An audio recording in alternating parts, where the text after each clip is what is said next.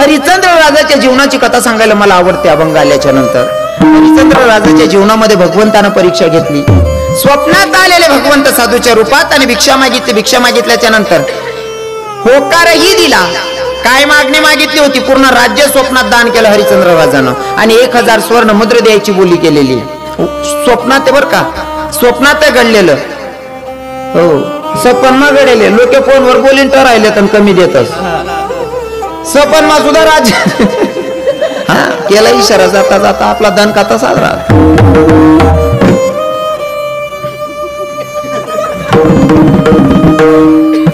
स्वप्नात वचन दिलं राज्यदान 1000 स्वर्ण मुद्रे द्यायचे आहेत.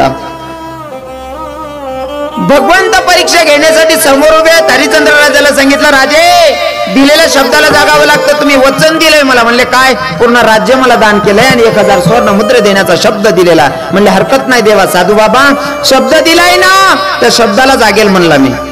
राज्यदान केलेलं आहे ठीक आहे, पण 1000 स्वर्ण मुद्रे द्यायचे आहेत. मग 1000 स्वर्ण मुद्रे आणा ना म्हणले. तर राजे तिजोरीकडे जात होते. घरातल्या राजदरबारात तिजोरीकडे जात होते स्वर्ण काढण्यासाठी. तोपर्यंत त्या साधू महात्म्यानं सांगितलं, बाबा चाललात कुठं? जर राज्य मला दान केलंय तर राज्यातलं सगळ्या वस्तू माझ्या झाल्या. म्हणले हो. तुम्हाला तिजोरीला हात लावायचा कोणताच अधिकार राहिलेला नाहीये. म्हणले मला मान्य आहे, पण मी वचन दिलंय राज्य तुम्हाला दान केलंय. 1000 स्वर्ण मुद्रा द्यायचा शब्द दिलेला. 1000 स्वर्ण मुद्रा देण्यासाठी मी स्वतः तर स्वतंत्र आहे ना. म्हणले हो. मग तुम्हाला 1000 स्वर्ण मुद्रे देतो, पण मी स्वतः विक्रीला उभा राहतो. माझ्या बायकोला विक्रीला उभं करतो, माझ्या लेकराला विक्रीला उभं करतो आणि तुम्हाला 1000 स्वर्ण मुद्रे देतो म्हणला. काशीच्या यात्रेमध्ये 3 लोक उभे आहेत. हरिश्चंद्र राजा, त्यांची पत्नी तारा राणी आणि मुलगा होता रोहिदास. 3 लोक काशीच्या यात्रेमध्ये उभेत विक्रीसाठी उभे होते. तारा राणी दिसायला सुंदर होती, राजाची राणी होती म्हणल्यावर सुंदरच असणार आहे. पहिलं ग्राहक लागलं तारा राणीला. पैसे चुकते केले. हरिश्चंद्र राजाला दिले पैसे, तुमच्या पत्नीला मी विकत घेते म्हणले. एका बाईनं विकत घेतलं आणि तारा राणीला घेऊन जात होत्या.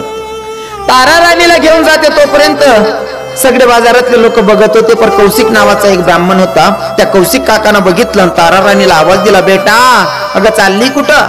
काय नाही काका, विक्रीसाठी आम्ही उभे आहोत. विक्रीला मी पण उभी आहे. विक्रीला माझा पती उभा, माझा मुलगा उभा. ग्राहक लागलं, या बाईनं मला विकत घेतलं, या बाईनं मला विकत घेतलं, म्हणून मला बाई सोबत जावं लागणार आहे काका.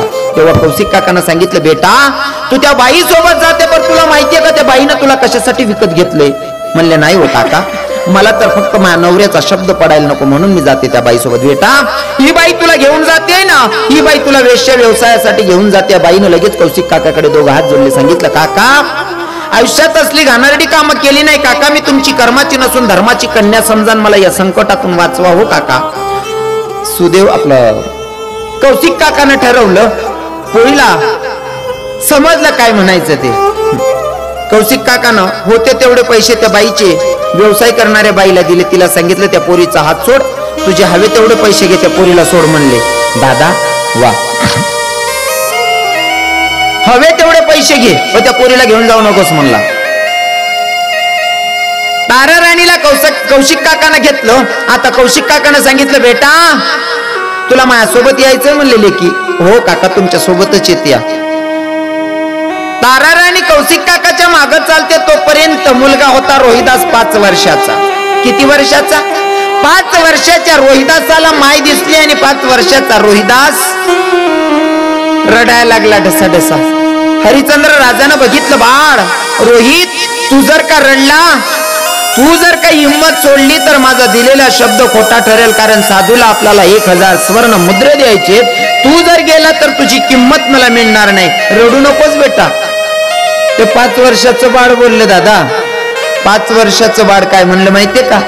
बाबा माई सोबत जाण्यासाठी नाही ओरडत, मी तुमचा शब्द खोटा पाडण्यासाठी नाही रडत. बाबा माझी माईला विकत घेणारा कौशिक नावाचा बाबा माझ्या माईला बाबा घेऊन जाईल.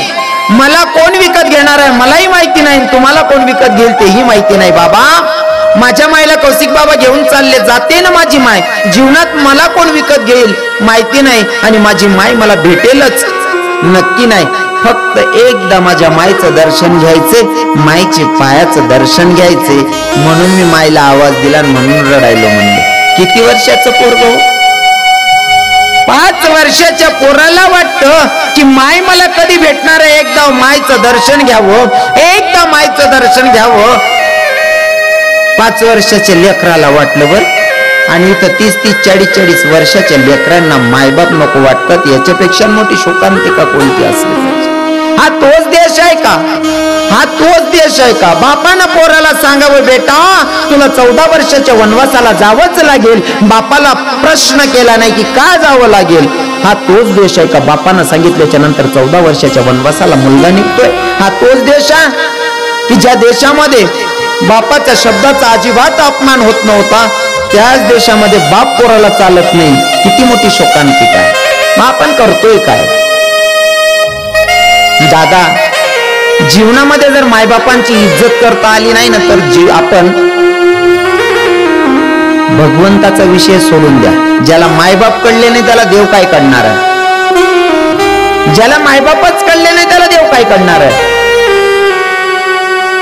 5 वर्षाच्या लेकराला वाटत होतं, बाबा एकदा माझ्या मायचं दर्शन घ्यायचं, एकदा मायचं दर्शन घेतो, बस शेवटचं दर्शन घ्यायचं मायचं.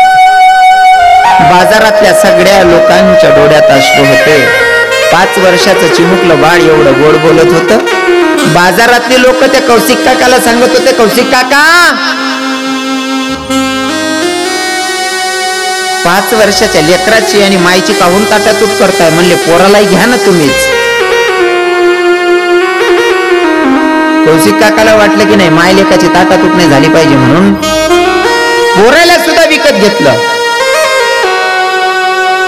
दोघांना घेऊन जातात. मायला सांगितलं, बेटा तू माझी कर्माची नसून धर्माची कन्या, येणाऱ्या साधू संतांची सेवा करायची आहे तुला. आणि त्या 5 वर्षाच्या चिमुकल्या लेकराला ड्युटी लावली की भैया सकाळ संध्याकाळ रोज देवाच्या पूजेसाठी दुर्वा फुलं आणायची आहे का तुला? घरी घेऊन गेल्याच्या नंतर नित्य ड्युटी लागली, काम लागलं. रोहिदासाला संध्याकाळी सकाळी दुर्वा फुलं आणायची. संध्याकाळच्या पूजेसाठी दुर्वा फुलं आणण्यासाठी रोहिदास गेला. मित्रांच्या समवेत गेला आणि घडलं असं, आईन अरण्यात गेला आणि गेल्याच्या नंतर रोहिदासाला सर्पानं दंश केलं आणि रोहिदास जागीच धरणीवर पडलेला. 5 वर्षाचा रोहिदास धरणीला पडलेला. दादा सोबत आलेले मित्र सैरावैरा धावत होते. घरी गेले आणि ताराराणीला सांगितलं, काकू तुमच्या रोहिदासाला की नाही सर्पानं दंश केला. सर्पानं दंश केले ऐकल्याच्या नंतर ताराराणी स्वतःची केस तोडत्या, सैरावैरा धावत्या अरण्याच्या मार्गानं. सैरावैरा धारत्या, आवाज देत्या, हे बाळा रोहित, हे रोहिदास कुठे लेका सांग ना, हे लेकार कुठे सांग ना. दादा पडते बाई, सैरावैरा धावत्या, उचलून पाय टाकते, बरोबर उजवा पाय नेमकाच पोराच्या छातीवर पडला. पोराचं प्रेतच पडलेलं होतं. बघितलं बाई, ज्याच्यावर पाय दिला तो तर माझाच मुलगा आहे. पोराला उचललं, पूर्ण हिरवेगार डोळे झालेले होते. पोराला उचललं, लक्षात आलं की माझा रोहित मरण पावला, मेला. पोराला उचललं दादा, स्मशानात घेऊन गेली. तोपर्यंत अंधार झालेलं होतं. आता रोहिदासाला स्मशानात घेऊन गेल्याच्या नंतर आपल्या हिंदू धर्मामध्ये पद्धत आहे, माणूस मेल्याच्या नंतर त्याला नवीन कफन लावावं लागतंय, नवीन कपडा परिधान करावा लागतोय. पण एकीकडे राजपुत्र असणारा रोहित स्मशानात माय घेऊन गेली, त्याला नवीन कफन सुद्धा नाहीये. माय रडत होती, राजा अरे तुझ्या मागं पुढं दासी हिंडायच्या, तुझ्या मागं पुढं दासी हिंडायच्या, तुझ्या दिशेनं बोट दाखवायचं, जी वस्तू पाहिजे ती तुला लगेच भेटायची. एक राजपुत्र असल्यावर दादा तू मेल्याच्या नंतर तुला नवीन कफन सुद्धा देऊ शकत नाही. इतकी अभागी माय तुझी या. ढसाढसा रडत होती. इकडनं तिकडनं सरपण जमा केली, लाकडं जमा केली आणि पोऱ्याला उचललं. पोराचं प्रेत उचललं, आता लाकडांवर ठेवणार तोपर्यंत मागून आवाज आला, ए बाई अगं काय करायलीस म्हणले. अंधार होत बाई, एवढ्या स्मशानभूमीमध्ये एवढ्या रात्री आवाज देणार कोण असेल? आवाज देणारा व्यक्ती समोर आला आणि वीज कळाली. विजेच्या उजडमध्ये बघितलं बाई, आवाज देणारा व्यक्ती दुसरा तिसरा कोणी नाही, माझा पती हरिश्चंद्र राजा. आणि राजानं सुद्धा बघितलं, अरे एवढ्या अंधारामध्ये एवढ्या रात्री येणारी बाई दुसरी तिसरी कोणी नाही, माझी पत्नी तारा. आणि तुम्हाला सांगू का, बाईच्या जीवनामध्ये किती मोठं दुःख येऊ द्या, जर पती सोबत असला का प्रत्येक संकटाला तोंड द्यायची मायची ताकद असते. पण जी बाईचा पती मेलाय तिला विचारा की संसारात किती अडचणी येतात. पती सोबत असल्यावर किती मोठं संकट असलं तरी बाई हो त्या संकटाला तोंड देऊ शकते. पण ज्या बाईचा पती गेलाय तिला विचारा, जगणं एवढं सोपं नाही दादा जगामध्ये. तारा राणीला वाटलं माझा पती माझ्या समोर आहे, मुलगा मरण पावला, आता हे दुःख कोणाकडे व्यक्त करावं. माझाच पती आहे ना, पतीच्या जवळ जावं आणि खूप रडावं वाटत होतं तारा राणीला. जवळ गेली मिठी मारेल पतीला आणि खूप रडेल या हिशोबाने जवळ गेली. पण हरिश्चंद्र राजा 4 पाऊल माग सरले, म्हणले तारा मला हात नग लावूस, तू जर का मला हात लावलास ना तर तू अपवित्र होशील. का? ज्या बाजारामध्ये विक्रीला तू उभी होती, आपला रोहिदास उभा होता, मी उभा होतो, तुला विकत घेणारा कौशिक नावाचा ब्राह्मण, रोहिदासाला घेणारा सुद्धा कौशिक नावाचा ब्राह्मण, पण मला विकत घेणारा डोंब्या नावाचा महार होता. आणि त्या महारानं मला विकत घेतलं आणि त्या महारानं मला ड्युटी लावली. काय? मला ड्युटी अशी लावली, स्मशानाची राखण करायची. स्मशानाची राखण करायची. आणि राखण करायचा नियम असा आहे, ज्या व्यक्तीकडचं प्रेत जडत असेल त्या घरातल्या लोकांकडनं 1.25 शेर तांदूळ आणि 1.25 गज कपडा घ्यायचा. 1.25 गज कपडा त्या डोंब्या महाराला म्हणजे मालकाला द्यायचा आणि 1.25 शेर तांदूळ दुसरं प्रेत येईपर्यंत हरिश्चंद्र राजा खात होते. 1.25 शेर तांदूळ. जर 2 महिनाभर जर प्रेत आलं नाही तर 2 महिने तेवढेच तांदूळ खायचे असा नियम होता. दुसऱ्या अन्नाला स्पर्श करायचा नाही. तारा, मुलगा आपला मेला, दुसरं प्रेत येईस तोवर मी उपवाशी राहीन, दुसरं प्रेत येईस तोपर्यंत उपवाशी राहीन तारा. पण तारा ऐक ना, माझ्या मालकाचं मला शब्द, जे प्रेत जाळलं जातं त्याच्याकडनं 1.25 गज कपडा मला द्यायचा आहे तुला. तारा, मुलगा मेलाय म्हणून दुसरं प्रेत येईपर्यंत उपवासी राहीन, पण मालकासोबत गद्दारी करणार नाही. माझ्या मालकाला 1.25 गज कपडा द्यावाच लागणार आहे. तारा राणीनं भगवंताकडे बघितलं, देवाला सांगते, देवा हाच का रे तुझा न्याय? तुझ्या परीक्षेत माझा पती खरा उतरण्यासाठी पूर्ण राज्य दान केलं रे. 1000 स्वर्ण मुद्रे द्यायचा शब्द सुद्धा खोटा ठरायला नको, आम्हाला विक्रीला उभं केलं आणि तरी सुद्धा एवढी परीक्षा घेतोय.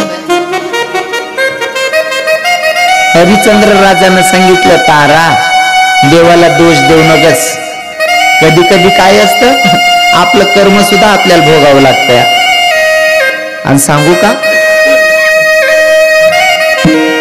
भगवंतावर राग करू नकोस तारा, कारण देव आपला काय परकाय का? तो तर सांगतो भूतलावर जन्माला येणारा प्रत्येक जीव माझा अंश आहे. जर आपण त्याची लेकरं आहोत तर तो आपल्यावर अन्याय कशासाठी करणार आहे तारा? तो ठेवेल तसंच राहायचंय, त्याला दोष देऊ नकोस तारा, दोष द्यायचा नाही. मग भगवंत ठेवतो तसंच राहायचंय असं